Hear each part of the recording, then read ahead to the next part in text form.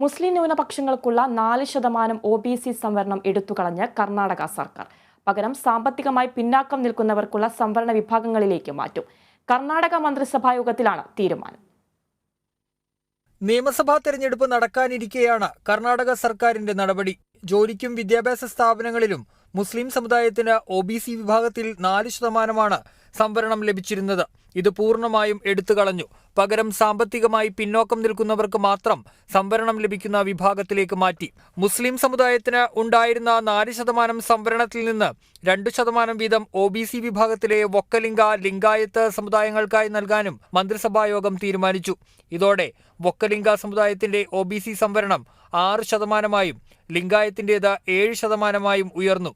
സംവരണം ഉയർത്തണമെന്ന ഇരുവിഭാഗത്തിന്റെയും ആവശ്യം അംഗീകരിച്ചതോടെ തെരഞ്ഞെടുപ്പിൽ ഗുണം ചെയ്യുമെന്നാണ് BJPയുടെ കണക്കുകൂട്ടൽ. അതേസമയം സംസ്ഥാനത്തെ സംവരണ ശതമാനം 50-ൽ നിന്ന് 57% ഉയർത്തിയിട്ടുണ്ട്. National desk, Kerala vision news.